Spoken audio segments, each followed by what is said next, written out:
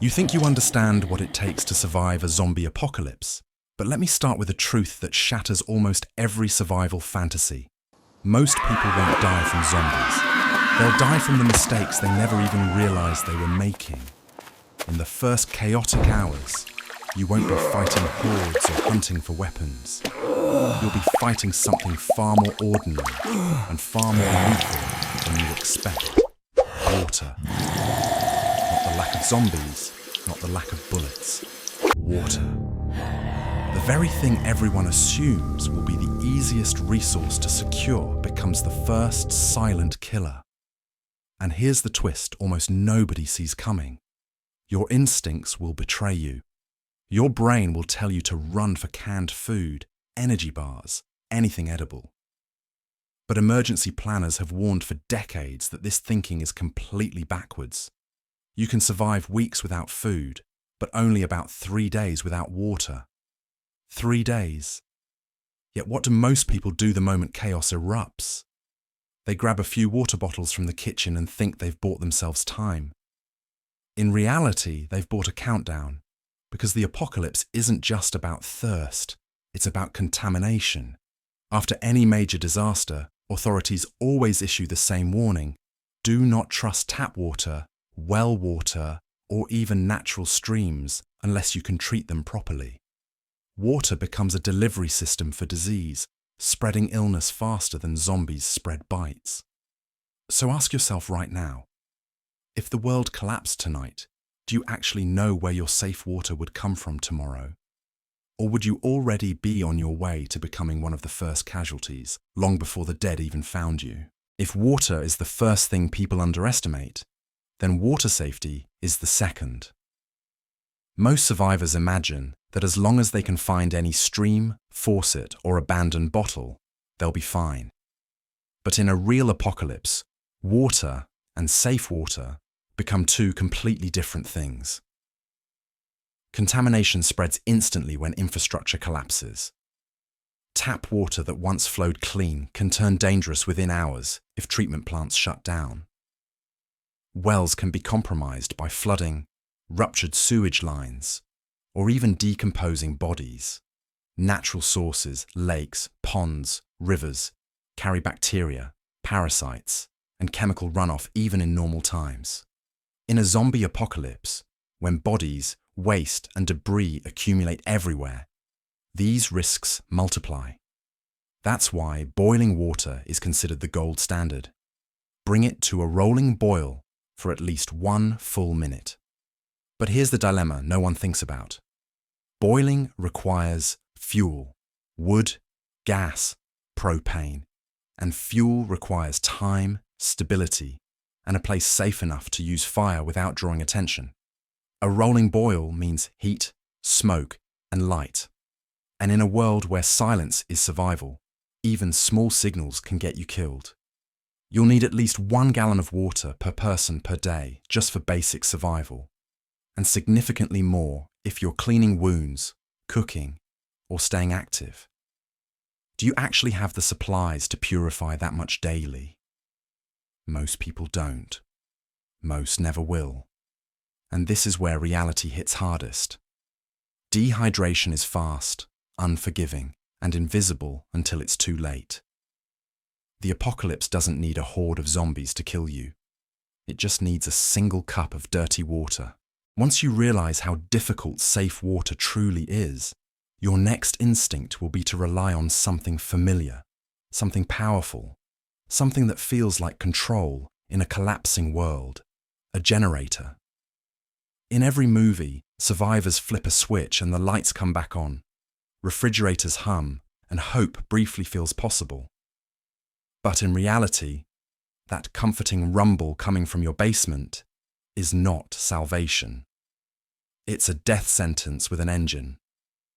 Generators don't just burn fuel, they burn oxygen, releasing carbon monoxide, a gas so lethal it's earned the name the silent killer. You can't see it, you can't smell it, you can't taste it, and it kills hundreds every year, even when society is fully functioning. Now imagine those same mistakes when people are panicked, sleep-deprived, and desperate. Most generator deaths happen because someone runs the machine indoors, in a garage, or too close to windows. During an apocalypse, that risk skyrockets. You'll be barricaded inside, terrified to make noise, terrified to expose yourself, and that fear will tempt you to bring the generator closer, maybe even inside, just for a few minutes. But carbon monoxide builds silently. A headache, a little dizziness, some confusion, symptoms that feel like stress, until they don't, until you pass out, until no one wakes up. And noise? That's the other fatal flaw. A generator's roar cuts through silence like a flare in the night. Zombies, hostile survivors, anyone hunting for resources, they will hear you. And the CDC's guideline of keeping generators 20 feet away from buildings. In an apocalypse, how many people will risk stepping outside to follow that rule? So the question becomes, is electricity worth a beacon that broadcasts your exact location to the living and the dead? Even if you manage to use a generator safely, you're still trapped by the same limitation every survivor eventually faces: fuel. And here's the reality most people never consider until it's too late. Gas stations, the place everyone instinctively thinks of first, become useless the moment the power grid collapses. Those pumps you see lined up neatly under bright lights, they are not hand-powered, not mechanical, not designed for doomsday improvisation. They are fully electric. Without power, they're nothing more than metal statues guarding thousands of gallons of fuel you can't reach. And even the few stations with backup generators won't save you. Those backup systems are meant to handle short blackouts, not weeks or months of societal failure. Once that limited reserve runs out, the pumps are silent forever. Picture it: underground tanks holding enough gas to keep you alive for months, yet locked away behind machinery that no longer functions. Survivors might smash windows, force doors, shoot padlocks. None of it matters. Without electricity, the pumps won't move a single drop. And even if you stumble across a station with working power, the danger doesn't end there. Fuel becomes the most valuable resource on the planet. Every desperate person, every armed scavenger, every unstable survivor will see that location as a battlefield waiting to happen. In a world collapsing under chaos, walking up to a gas pump isn't just a supply run. It's a gamble with your life. Let's say you somehow defy the odds. You find fuel, maybe in an abandoned garage, maybe siphoned from a forgotten vehicle on the roadside. You think you've beaten the system, that you've secured the one resource everyone else overlooked. But fuel carries a hidden timer, one that starts ticking the moment it's exposed to air, moisture, or sunlight. Gasoline doesn't stay gasoline for long. Within 3 to 6 months, regular unleaded begins to break down chemically. It becomes thinner, weaker, unstable. What once powered engines now corrodes them, clogs them, suffocates them. Engines that rely on precision suddenly choke on sludge. Even worse, ethanol-blended fuel, a staple in many countries, degrades even faster. Ethanol pulls moisture straight from the air, turning your precious survival fuel into a waterlogged mixture that can destroy an engine from the inside out. Diesel lasts longer, but even diesel eventually succumbs to oxidation, microbial growth, and contamination. Without stabilizers, proper storage, and airtight containers, every drop is on borrowed time. Think about what that means. Every car abandoned on the highway, every gas can in a shed, every generator inside a warehouse. All of them are quietly decaying, becoming less useful with every passing day. The apocalypse doesn't just take your fuel, it erases your mobility, your power, your freedom. If you weren't prepared before society fell, you're already behind the clock. Because in a world where fuel expires, every engine is temporary, and every journey has an invisible countdown. When the world collapses, almost everyone makes the same mistake. They sprint to the nearest grocery store, convinced they'll grab enough supplies to survive the first chaotic days. It feels logical, familiar, comforting.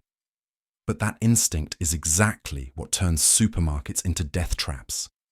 Modern stores operate on something called just-in-time inventory, meaning they only keep 3 to 4 days of stock on their shelves under normal conditions. The moment panic begins, that system collapses in hours, not days. And here's the terrifying truth. Panic always starts before the danger actually arrives. We've seen it in real life. Think about empty shelves during storms, earthquakes, pandemics. Except this time, instead of grabbing toilet paper, people are grabbing anything that keeps them alive. And crowds in survival mode, they are far more dangerous than zombies.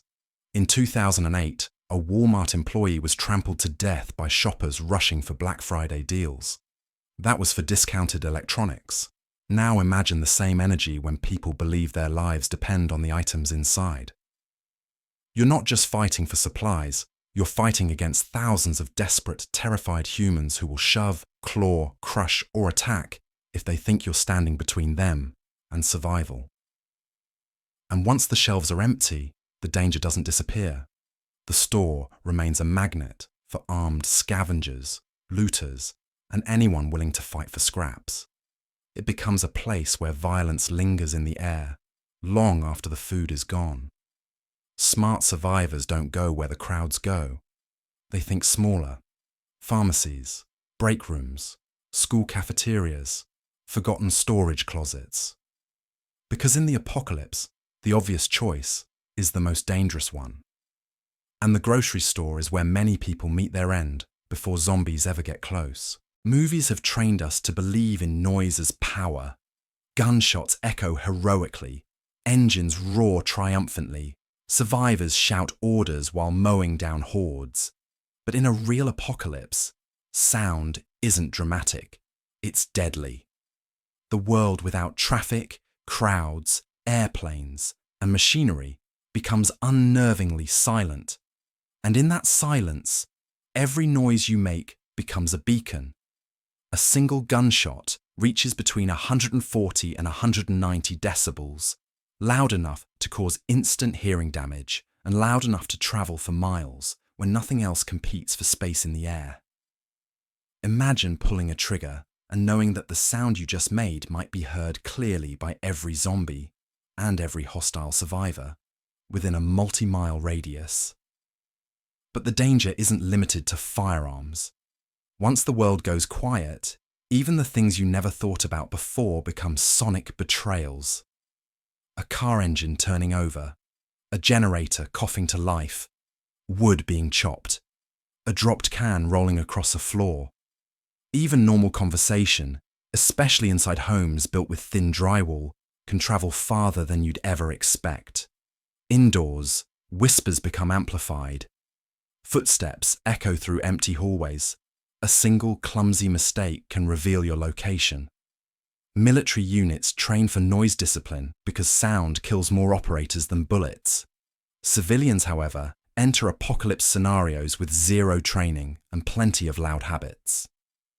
And this leads to the harshest paradox. The tools you think will protect you, guns, engines, machines, are exactly what will expose you. Silence becomes your only true weapon. Stealth becomes your only true shield. And the moment you forget that, the moment you let noise feel harmless, the dead will know exactly where to find you. When people imagine medical danger in a zombie apocalypse, they think of one thing: the bite, the infection, the dramatic moment when someone hides a wound and slowly turns. But in reality, the things that will kill you are the same things that already threaten us today. Only now, there are no hospitals, no ambulances, no sterile rooms, and no doctors ready to save you. The apocalypse doesn't need zombies to take your life. A simple cut, untreated, can kill you just as effectively. Appendicitis strikes roughly 1 in 20 people during their lifetime, and without surgery, it becomes a guaranteed death sentence. Think about that. A routine emergency in our world becomes a fatal event in a world without anesthesia, scalpels, or sterile equipment. Diabetics who depend on insulin, heart patients who need daily medication, people with asthma, epilepsy, high blood pressure. Modern medicine keeps millions alive who would not survive long without it.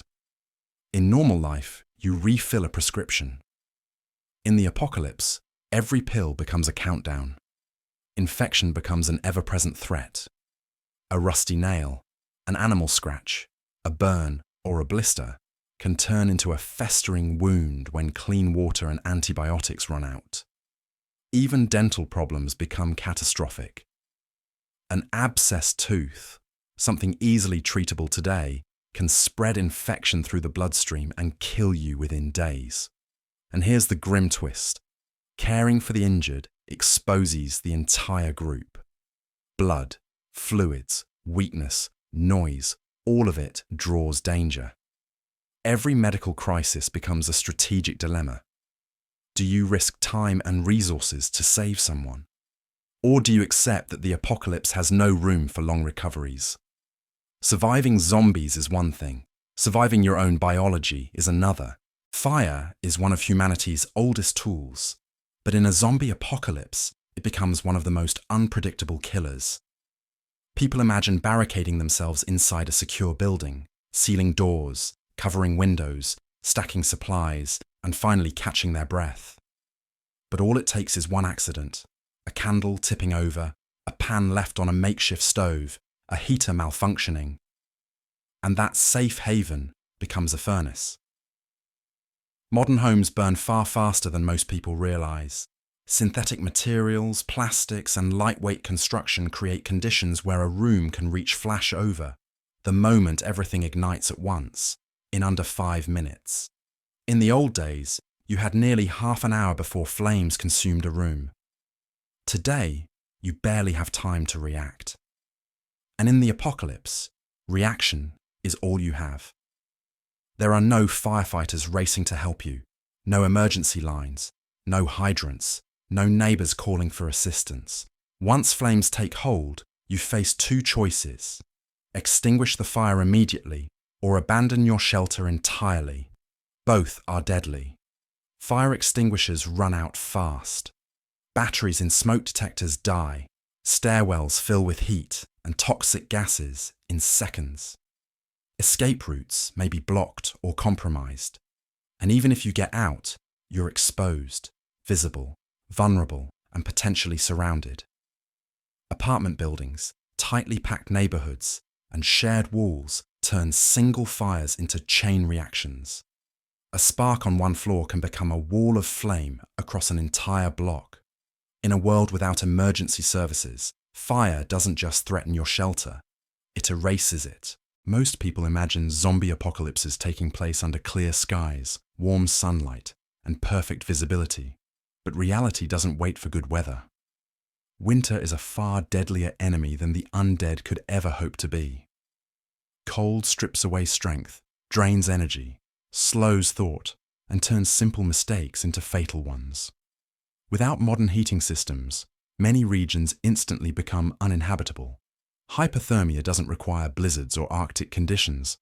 It begins when your core temperature drops only a few degrees. Mild hypothermia causes shivering, confusion, and clumsiness, already dangerous in a world where silence and balance matter. Severe hypothermia shuts down organs, triggers cardiac arrest, and kills. Temperatures as high as 50 degrees Celsius can send you into hypothermia if you're wet, exhausted, or improperly dressed. But the cold is only the beginning. Winter triggers cascading failures. Water sources freeze, cutting off access. Snow blocks roads, hides debris, and buries escape routes. Ice makes every step a gamble. Daylight shrinks, reducing scavenging time to a narrow window. Smoke from fires becomes a visible signal to anyone within miles. Food becomes scarcer. Plants die back. Animals migrate or hibernate. Hunting requires gear and skills most people don't possess. And while zombies may slow or freeze, humans cannot. Then there's the psychological toll. Seasonal depression affects millions during normal winters, with heated homes and social connections. Now imagine a winter defined by isolation, fear, and endless darkness. In the apocalypse, cold doesn't just threaten your body, it erodes your will. Winter doesn't care how strong you are. It simply waits. Pop culture has built one of the most dangerous myths in all of zombie survival. The belief that weapons, especially guns and katanas, are simple, reliable tools that magically turn ordinary people into unstoppable fighters. Movies show survivors landing perfect headshots while sprinting, slicing through skulls with elegant swings and dispatching hordes with impossible precision. But the truth is brutally different. A headshot is one of the most difficult shots a trained marksman can attempt. Military and law enforcement professionals spend thousands of hours practicing under controlled conditions, and even they prioritize center mass targeting because the head is simply too small, too mobile, and too unpredictable. Now, imagine trying to land that shot when your hands are shaking, your heart is pounding, your vision is blurred with adrenaline, and your target is moving erratically. In real combat, you won't rise to the occasion. You'll sink to your level of training. Then there's the fantasy of the katana, treated as the perfect zombie weapon. Beautiful? Yes. Practical? Not even close. Real sword fighting requires years of muscle memory, form, and discipline. Without that mastery, a katana becomes a razor-edged liability. Bones stop blades, joints trap them. A mistimed swing risks slicing your own limbs or leaving your weapon lodged in a skull you can't pull free in time. And nearly every melee weapon, axes, crowbars, bats, is exhausting to swing repeatedly. Combat isn't cinematic, it's chaotic, loud, messy, and physically crushing. The weapons you think will save you might be the very things that get you killed. Even if you choose the right weapon, the apocalypse has another harsh lesson waiting. Your body is not built for endless combat.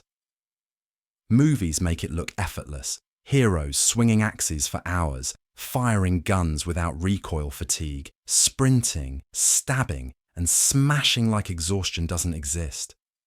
But in reality, combat is brutally physical. Swinging a heavy weapon even a few times sends shockwaves through your arms and shoulders. After a minute, your muscles burn. After 2, your grip weakens. After 5, you're barely lifting the weapon, let alone striking with force. Meanwhile, zombies don't tire. They don't gasp for air. They don't hesitate. They just keep coming. And that imbalance becomes deadly fast. Even firearms demand maintenance your body can struggle to keep up with. Recoil injures wrists. Muzzle rise destroys accuracy. Your hearing, already strained from loud gunshots, begins to falter. Your hands shake. Sweat makes everything slippery. One mistake, one jam, one fumbled reload can be fatal. But the physical toll is only half the problem. Every weapon you carry slowly breaks down. Blades dull after a few strikes. Axes chip. Moving parts jam. Blood and debris gum up mechanisms. In the old world, you'd drop it off with a repair specialist. In the apocalypse, there is no backup.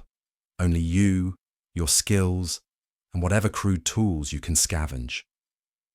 Survival isn't just about choosing a weapon. It's about maintaining it with scarce resources, while your exhausted, malnourished body fights to stay functional.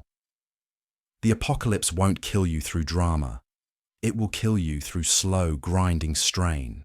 Everyone imagines surviving the apocalypse with their closest friends, forming a tight, unbreakable unit that moves with perfect coordination. But when civilization collapses, so does the illusion that people naturally work well together under pressure. The truth is far darker.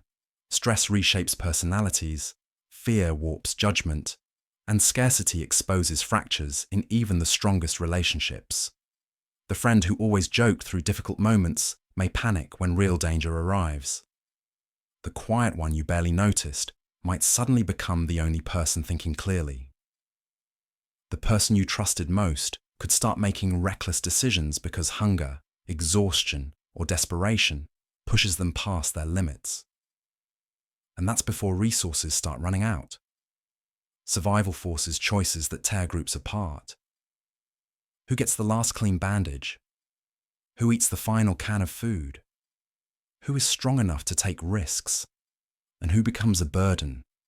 Someone must lead, but leadership is rarely accepted peacefully. In normal life, disagreements are annoying. In the apocalypse, disagreements can get people killed. One person wants to stay put. Another wants to move. Someone feels their voice isn't heard. Someone feels exploited. Paranoia grows. Resentment grows. The smallest conflict becomes a wildfire. And in the background, trauma builds silently. Watching strangers die is one thing. Watching friends die is another. Making life or death decisions, witnessing violence, and knowing the world may never return to what it was, crushes the human spirit.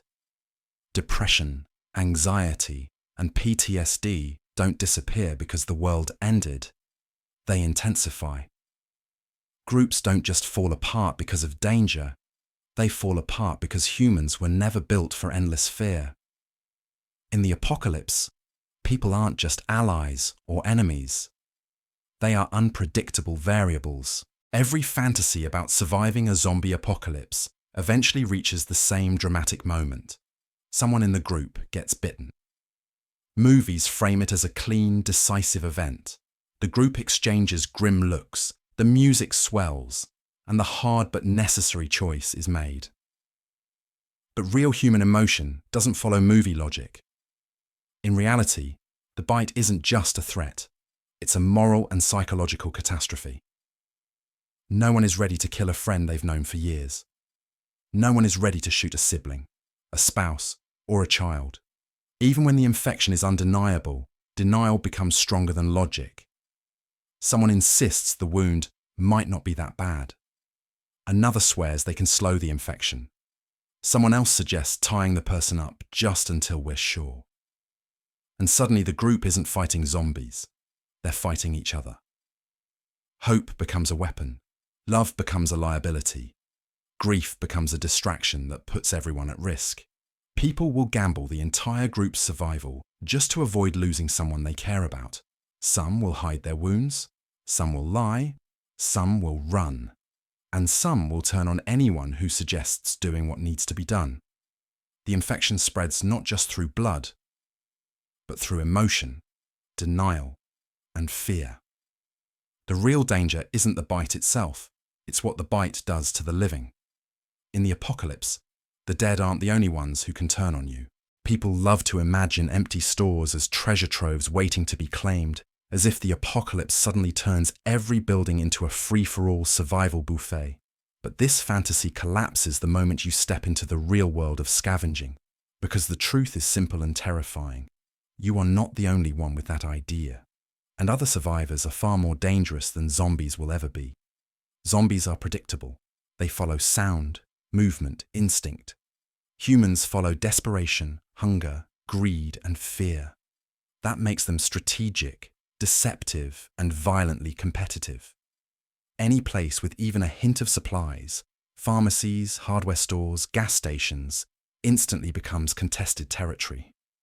Walk into the wrong store at the wrong time, and you might find yourself staring down the barrel of someone else's last remaining bullet. Looting isn't just a search for supplies, it's a collision of survival agendas.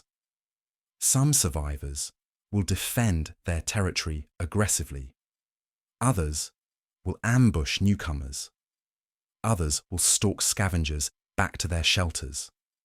In this world, you're not just collecting food and medicine, you're collecting risk. And here's the part almost everyone overlooks. Scavenging changes you. Breaking into homes and businesses forces you to cross moral lines you never imagined stepping over. Taking from others, even abandoned places, twists your sense of right and wrong. Guilt grows, fear grows, suspicion grows. You begin to wonder who else walked these halls before you, and whether they're coming back. Looting won't just threaten your life, it will threaten your identity. Because in the apocalypse, survival has a price, and it's almost never paid in supplies alone. Timing becomes everything in a world where resources vanish faster than hope. Most survivors make the fatal mistake of thinking looting is simply about where you go. But in reality, the far more deadly question is when. Hit a store too early, and you're stepping into a chaotic battleground filled with panicked civilians, collapsing crowds, and the first ripple of infection. People aren't thinking, they're stampeding, and panic is just as lethal as any zombie bite. But wait too long, and the landscape changes entirely. Shelves empty, cabinets picked clean, every obvious supply location stripped bare by the desperate people who came before you. By the time you arrive, you may be fighting for crumbs, not resources. Somewhere in between those two extremes lies a narrow, unpredictable window, a moment when stores have been abandoned by employees, but not yet gutted by scavengers. This window is so brief, so volatile, that missing it by even an hour can determine whether you walk out with life-saving supplies or walk into a silent, looted tomb. And yet, even perfect timing doesn't guarantee safety. The later you go, the fewer supplies remain. But the more dangerous survivors become. Scarcity amplifies aggression. Those who are still scavenging after the first wave aren't casual looters. They're hardened, desperate, and often armed. So every supply run becomes a gamble. Too early and you face the living masses. Too late and you face the dead, both walking and metaphorical. In the end, timing isn't just strategy, it's survival. Long before zombies tear at your flesh, the apocalypse tears at your conscience.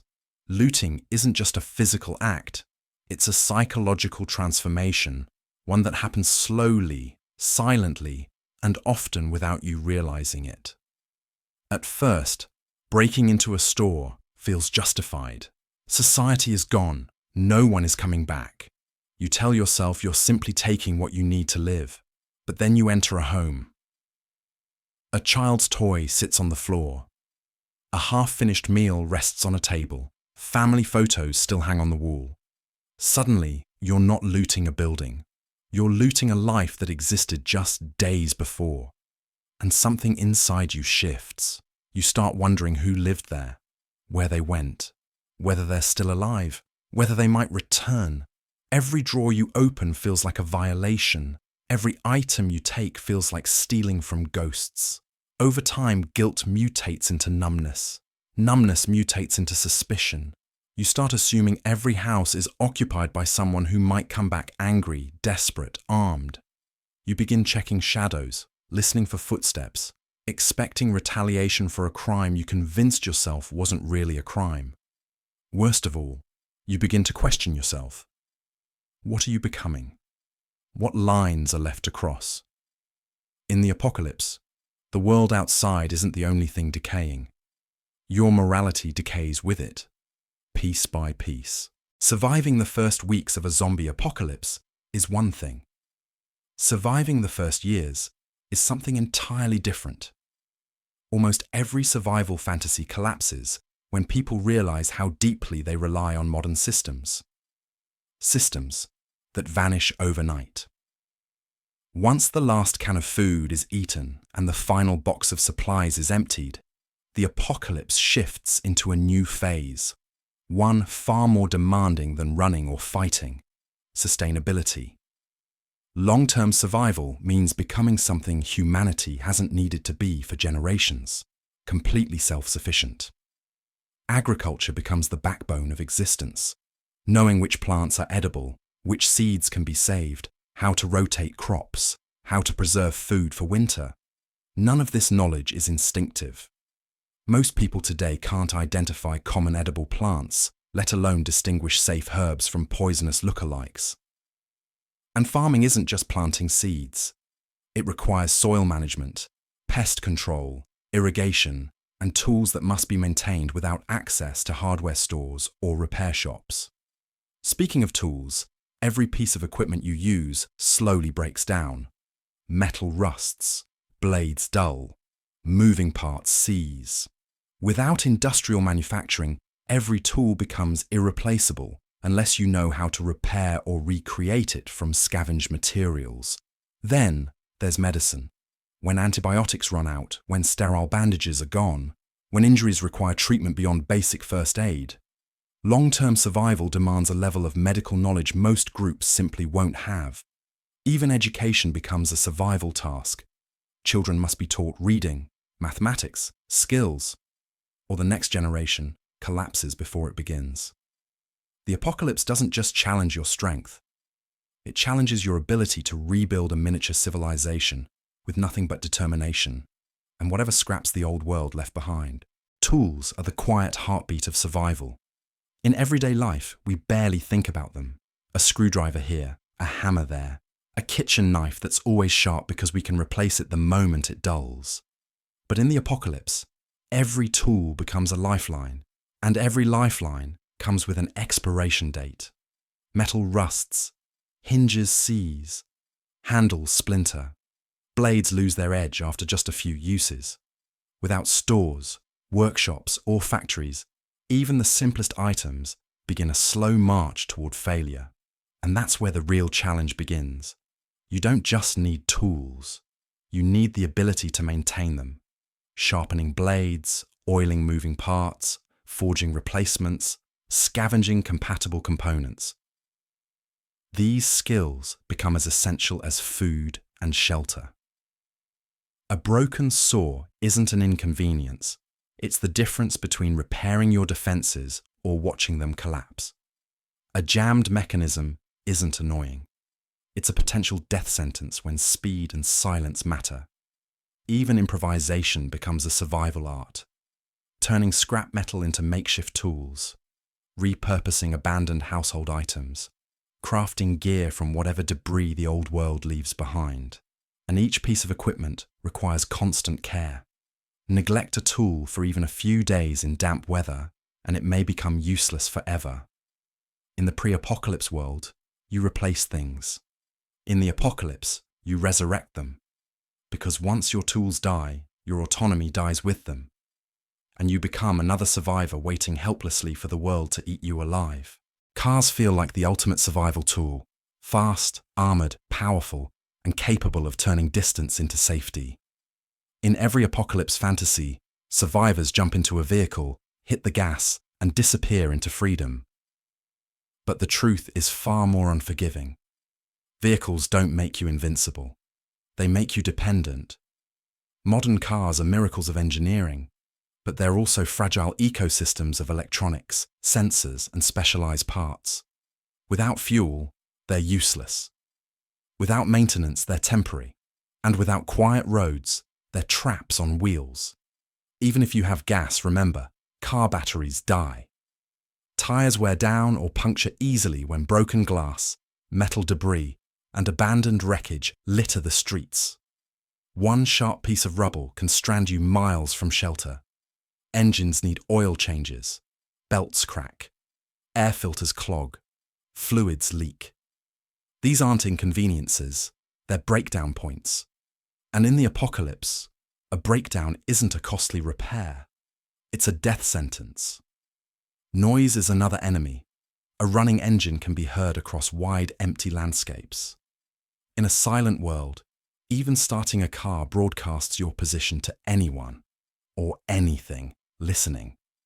And once you get moving, the roads aren't clear highways anymore. They're obstacle courses of crashed vehicles, fallen trees, barricades, and collapsed infrastructure. Every intersection becomes a choke point. Every blocked passage forces detours that may expose you further. Worst of all, vehicles create emotional attachment. People push too far, risk too much, and stay too long just to avoid abandoning their only sense of mobility. A car feels like safety, right up until the moment it betrays you. A vehicle may feel like your strongest asset, but its weaknesses reveal themselves quickly once the world falls apart. Mechanical failure isn't just a possibility, it's inevitable. Modern engines rely on delicate systems working in perfect harmony, and the apocalypse destroys that harmony one component at a time. As roads deteriorate, debris tears into tires, potholes grow into craters, broken glass, twisted metal, and abandoned cars scatter the streets like traps waiting for the slightest mistake. A single puncture can leave you stranded with no spare, no tools, and no way back. Batteries drain without regular charging. Belts and hoses dry out and snap. Brakes wear down until stopping becomes a gamble. Even the air filter, clogged with dust and decay, suffocates the engine long before the undead reach you. And then there's the environment itself. Flooded underpasses, collapsed bridges, jammed highways where thousands tried and failed to escape. Every path you take becomes a maze of risk. Noise adds another layer of danger. In the dead silence of an apocalypse, a struggling engine or grinding metal isn't just an inconvenience. It's a siren call. Zombies follow it. Hostile survivors follow it. Desperate scavengers follow it. A mechanical failure doesn't just stop your vehicle. It exposes you, forces you out into the open, turns your shelter on wheels into a coffin on the road. In the apocalypse, the question isn't if your vehicle fails, it's when. People assume communication will be simple in an apocalypse, that phones will work for a while, that radios will be easy to manage, that information will somehow keep flowing even as the world collapses. But communication is one of the first systems to die. And when it does, the consequences are catastrophic. Cell towers rely on constant electricity. Switching centers require technicians. Networks buckle under overload even during normal emergencies. In a zombie apocalypse, the grid fails, maintenance stops, and millions of terrified people try to call at once. The network doesn't slowly fade, it shatters. And when it goes quiet, so do you. Radios seem like the next logical solution, but handheld radios have far less range than people expect. A few miles at best, under perfect conditions, and far less in dense urban environments where buildings choke signals. Batteries drain, replacements run out, solar chargers take time, and sunlight you may not have. Long-range ham radios offer better reliability, but they require knowledge, licensing, and equipment most survivors won't possess. Without them, you're effectively blind. You don't know where outbreaks are spreading, which routes are safe, where other survivors are gathering, or whether government evacuation zones still exist, or ever did. Worst of all, communication becomes a security threat. Anyone can intercept a radio transmission. Anyone can track a signal. Anyone listening can follow your voice back to your hiding place. Every message becomes a risk. Every attempt to reach out becomes a gamble. When communication collapses, isolation begins, and isolation kills. In a world full of threats, losing the ability to share information might be the most devastating loss of all. Sleep, the one thing your body cannot live without, becomes the most dangerous vulnerability you face in a zombie apocalypse. You need rest to think clearly, to heal, to stay alert. But the moment you close your eyes, the world becomes a threat you can't see coming. This creates a paradox no one in survival fiction ever fully confronts. You must sleep to stay alive, yet sleeping may be the very thing that kills you. Guard rotations sound simple until you try to maintain them. How many people in your group are capable of staying awake for hours on end, night after night, without losing focus? Exhaustion doesn't arrive politely. It creeps in. A guard blinks too long. Someone nods off for just a minute. Someone zones out from boredom and silence. And in the apocalypse, 1 minute is all it takes for everything to unravel. Sleep deprivation shreds cognitive function. Reaction time slows. Judgment falters. Paranoia blooms. People hallucinate. Mistakes multiply. The entire group becomes a hazard to itself. Then there's the problem of sleeping locations. Most buildings aren't designed to be defensible. Doors are hollow, walls echo sound, windows rattle. Any noise, especially snoring, nightmares, restless movement, can carry farther than you expect in a silent world. Light discipline is another battle. A single candle or flashlight, harmless in normal life, becomes a beacon visible for astonishing distances. Even those who rely on CPAP machines face a grim reality. They require electricity and make noise, two deadly liabilities. The apocalypse forces an impossible balance. Too much security and no one sleeps. Too much sleep and no one survives. The dead aren't the only ones who hunt at night.